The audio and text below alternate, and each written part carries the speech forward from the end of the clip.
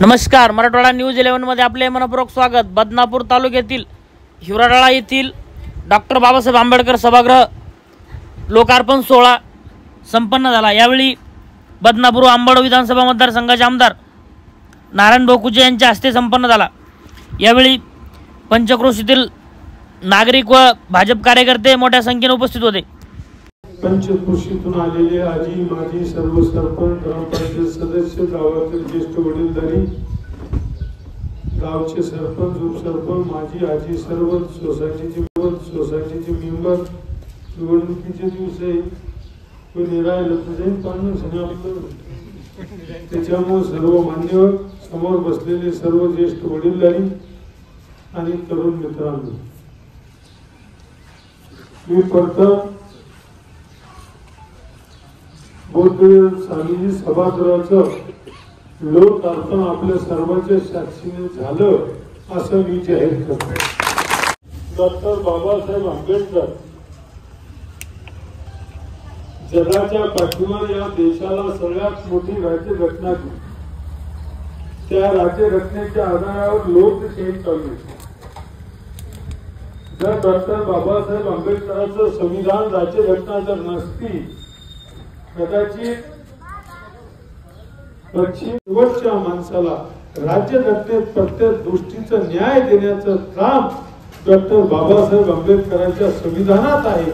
म्हणून लोकशाही काही लोकांनी अफवा केला, त्यात माझे दलित बांधव, माझे मागासवर्गीय बांधव, की मोदीजी जर 400च्या वर जर खासदार निवडून आले तो भारतरत्न डॉक्टर बाबासाहेब आंबेडकरांनी दिलेलं संविधान बदललं। पण मी तुम्हाला एक गोष्ट सांगतो, बीबीएससी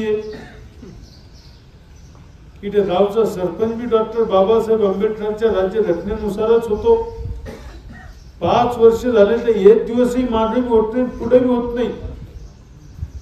देशाची राज्यघटना 26 नोव्हेंबरला नवीन आमदाराचा शपथविधी होईल। किती?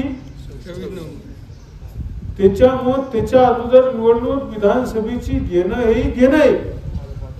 आणि लय झालं तर 6 महिने राष्ट्रपती राजवट लावते। मग देशाची राज्याची हे सगळे घटनेच्या नुसारच ह्या देशाचा कारभार चालतोय। निवडणूक आयोगाला बंधन नसते। निवडणूक आयोगाला सगळे अधिकार डॉक्टर बाबासाहेब आंबेडकरांनी राज्यघटनेत दिले। माघारे साहेब जरा ध्यानात ठेवा, तुमच्यासाठी माझ्यासाठी नाही तर कोणी काही सांगितलं तर आमची जीवन टाकता तुम्ही। वेळ आली तर आता नाही गिरविलं संविधान बदलणार गेला की उठला की हाणला पांजा। पण जोपर्यंत चंद्र सूर्य आहे तोपर्यंत कोणताही मायचा लाल संविधान बदलू शकत नाही। अरे हा महाराष्ट्र महापुरुषांचा आहे, हा छत्रपती शिवाजी महाराजांचा महाराष्ट्र आहे, हा डॉक्टर बाबासाहेब आंबेडकरांचा आहे। अरे तुम्ही आम्ही भाग्यवान आहोत, या महाराष्ट्राच्या देशाच्या मातीत छत्रपती शिवाजी महाराजांसारखे, डॉक्टर बाबासाहेब आंबेडकरांसारखे, अहिल्याबाई होळकरांसारखे, अण्णाभाऊ साठे सारखे अशी महापुरुष जन्माला आली। ही पवित्र माती आहे। त्यांच्या विचारसरणीनुसार आपला देश चालतोय, त्यांच्या विचारानुसार आपण चालतोय। त्यांच्या विचाराची शिदोरी कायम तुमच्या आणि माझ्या हृदयात असली पाहिजे।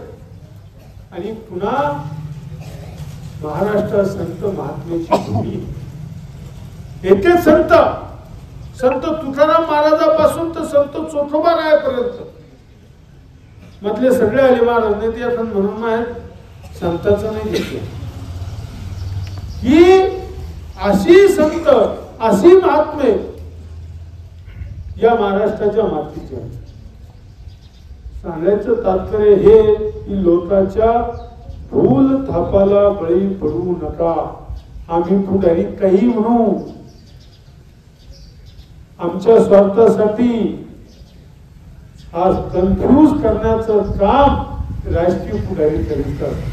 आपण आपल्या काही गोष्टीवर कन्व्हिन्स असलो पाहिजे, कन्फ्यूज होता कामा. मला सांगतो, आदिवासी कन्फ्यूज झाला, ओबीसी कन्फ्यूज झाला, सगळे म्हणजे की आपलं आरक्षण जाईल.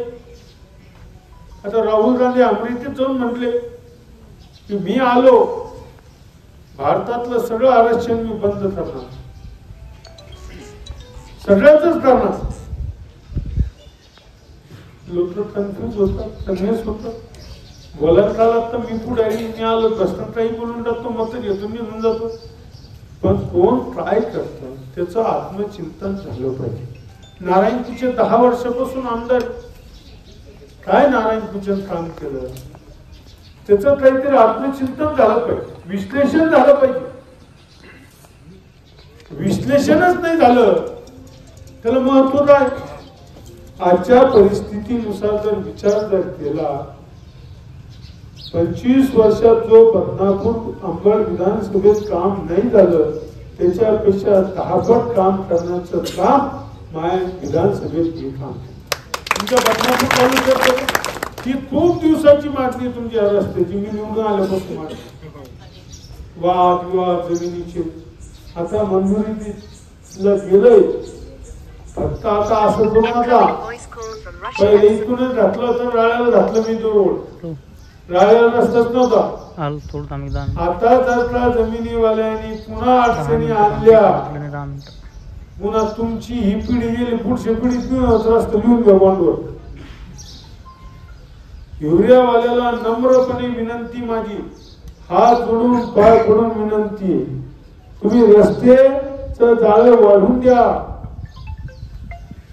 तुमच्या जमिनीचा व्हॅल्युएशन वाढेल, दळणवळणाची साधने वाढेल, शेतकऱ्यासाठी त्याचा फायदा होईल. पण काही मंडळी गाव पातळीवर एखादं काम असलं, तुमचं माझं जमत नसेल तर कामाला अडथळा. आणि सरकारी कामात काही येणे जातं, काही गेलं नाही, तुम्हाला सांगतो मी, काही गेलं नाही. त्याचं उत्तम उदाहरण म्हणजे लोकाला एखादं काम होत असेल पण मोह बरं होत नाही, तो होत असेल बरं झालंय, अशी परिस्थिती. तर आता आपण ती शाळेपासून रस्ता मोजमाप झाला, मोजमाप झाला ना, पूर्ण मोजमाप झाला. आणि आज सिमेंटाचा रस्ता घेतोय, लक्षात घ्या तुम्ही, मी जे बोलतो देवासमोर तोंड आपलं पाठीमागून मारुती ते करणारा माणूस आहे. तुम्ही बघा इतिहास, 15 लाख दादन दिले, 15 लाख गाववाल्यांनी केलं, 30 लाखाचं मंदिर झालं, भव्य निधी झालं. जे बोलतो काय रस्त्याची परिस्थिती ती धामणगाव जायला, राजूरला जायला, तुम्ही मोठल्या कामाची पद्धत आहे. मला तर तुम्हाला सांगणं महत्व मांडणं आहे तुम्हाला, मी काय केलं म्हणून. आणि तुम्ही सगळे शेतकरी आहे, सालदारात काय केलं, वर्षभरात चोऱ्या केल्या, चपाट्या केल्या, बैला जीव लावला तर घरात कसा वाटला, परिवाराशी कसा वाटला, बरा वाटला, कांदे शेतात येऊन दिलं तर बांधावर उपटून घेतलं, हे सगळं तुम्हाला ध्यान ठेवावं लागतं ना. तसं मलाही मानधन वाढून द्यायचं, तुम्हाला ठेवायचं नाही, तुमच्या हातात आहे. सालदारासारखं जी मग लोक म्हणते आमदार म्हणजे मला गेले ते दिवस देशाचे पंतप्रधान मोदीजी म्हणले की मैं प्रधान सेवक हूं देश का, तुमच्यामुळे आमचा खेळ जमेले. नाही तर मग काय होतं, आपलं बाप यांच्या सारख्याकडे असं होतं, खेटर मोठा शिवायच्या याच्यातच खेळ चालला होता, मोठ्यात पाडलं का बरोबर पाटील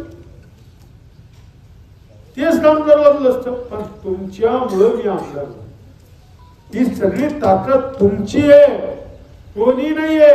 लोकशाहीमध्ये तुमच्या मताला महत्व आहे, म्हणून आम्ही आमदार झालोय, खासदार झालोय, कोणी म्हणायचं नाही.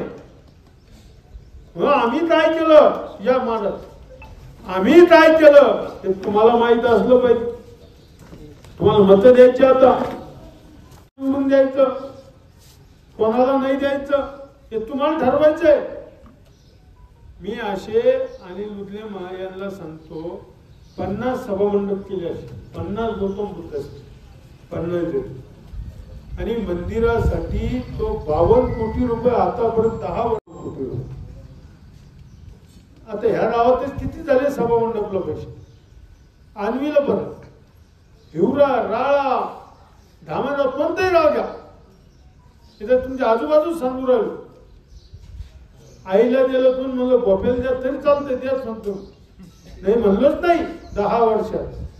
मग अण्णाभाऊ साठेला दिले, डॉक्टर बाबासाहेब आंबेडकर दिले, शादी ठाण्याला दिले, मंदिराला तर ठरलेलंच मंदिर, पण ते मंदिराला नाही मग वर आपण देवीला दिलं. हे असं कोणतंही मंदिर नाही राहिलं की आपण तिथे निधी नाही द्याला, मंदिराला निधी नाही द्याला.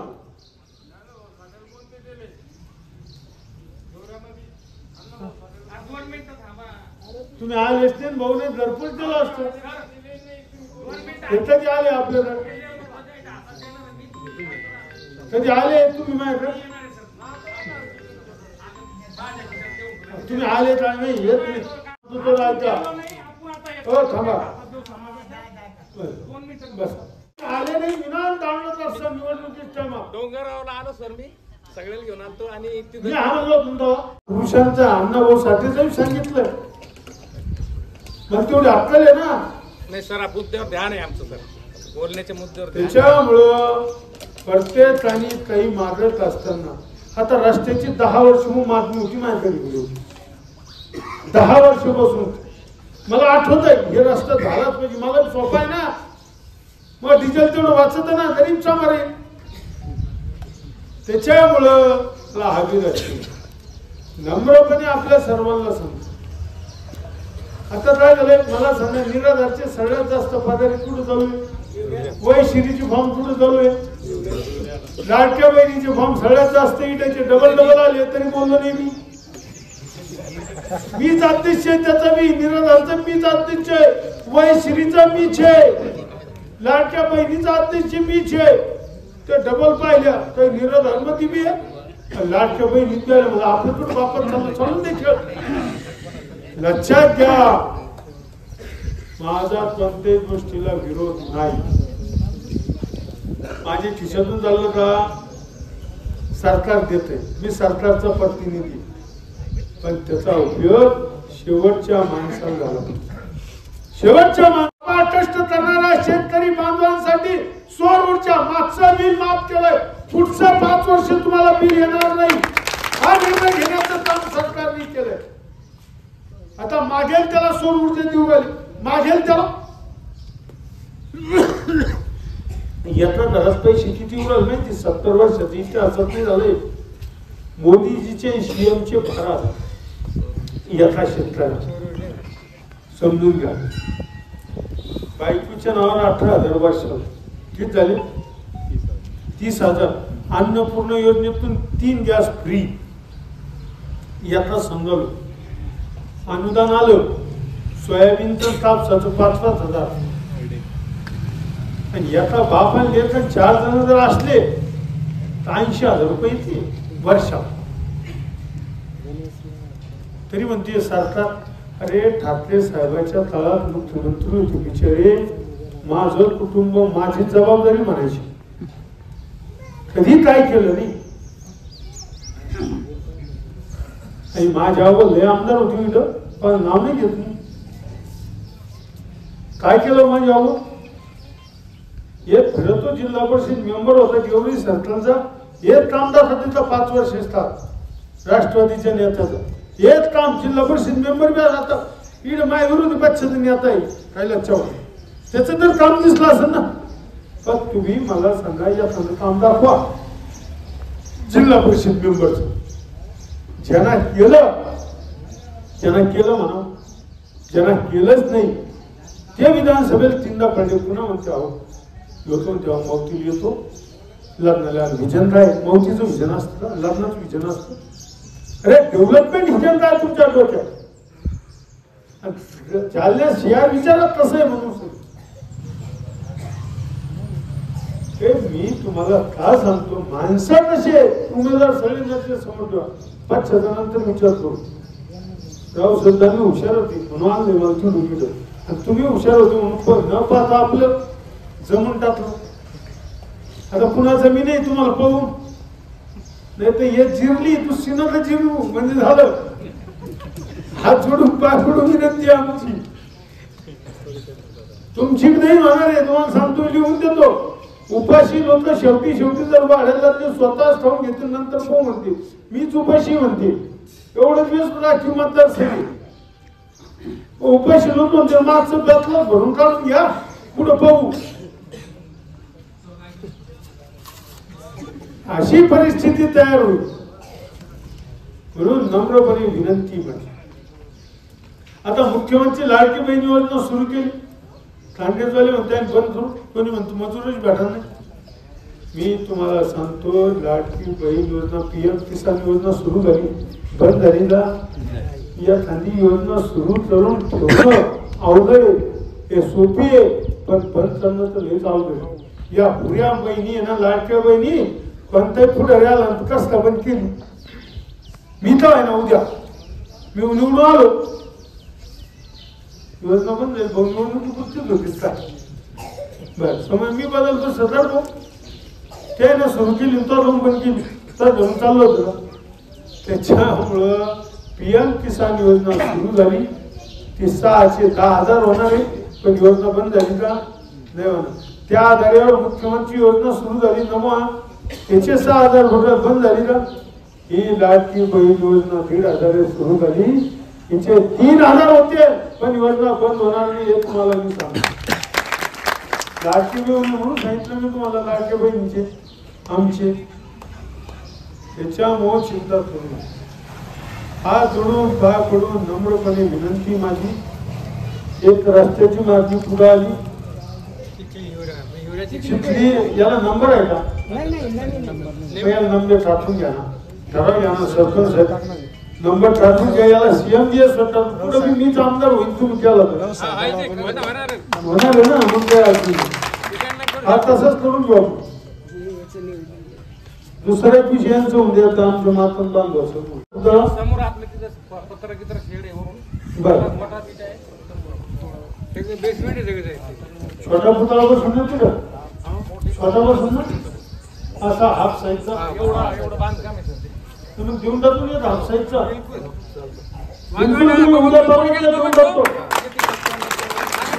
त्यांना घेऊन या तुम्ही. आपली माणसं आहे ती. पाहून व्यवस्था लगेच देऊन टाक, काही चिंता करू नका. हा फक्त झेंडे पुढे लावू नका, इज्जत चालतं असं करू नका. गाव शांत असलं त्याला बैठण्याचं काम काही मंडळी करत असतात. सडके चांदे असतात, त्याला जर ध्यान ठेवलं पाहिजे. गाव चांगलं चालत असेल तर लोकांनी गावाच्या हिशोबाने चाललं पाहिजे. एक सटका कांदा तयार झाला, त्याला अल्लाच बाजूला टाकलं म्हणजे तुकड्या कांदे घेऊ शकतो. हे ध्यानात ठेवा. नम्रपणे विनंती माझी, हात जोडून पाय पडून विनंती. गाव एकोप्याला चालत असेल, विचारानं चालत असेल, शांततेने चालत असेल, त्याला एकत्र ठेवण्याचं काम तुम्ही आम्ही केलं पाहिजे. कोणत्याही समाजात असेल. मी मार्गस्वर्गीय आमदार आहे, म्हणून मला मी कळतं काही गोष्टी. मी ह्या कोणत्याही गोष्टीला समर्थन करत नाही. स्पष्ट मत आहे माझं. नाही तर कोणी आता खासदार निवडून आले, त्याने निवडून आले रामगिरी बाबाला अटक करा.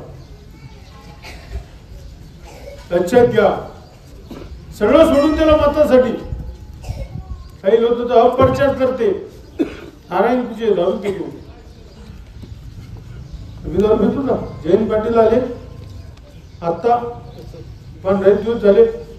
बदनापूरला भाषण केलं, येताना चिठ्ठी लिहून दिली. अशी उसके खिलाफ तो बोलने कुछ जाए नहीं, शराब की तो बोले चलता. मैं जयंत पाटिल में बोपडी होती आता चलता समोर बोलतो था समोर पियाडा तुमको. आता रे नैसर्गिक बोपडी होती, देवाचं ठेवणं आहे ना, रान आहे ना. दारू पितून तर बोल देत नाही. दारू पितो काही मी वारकरी संप्रदायातला माणूस माळदा करायचे गावाला तर करायचे. सगळ्यात माहिती मी माळकरी आहे का वारकरी येतात टाळकरी.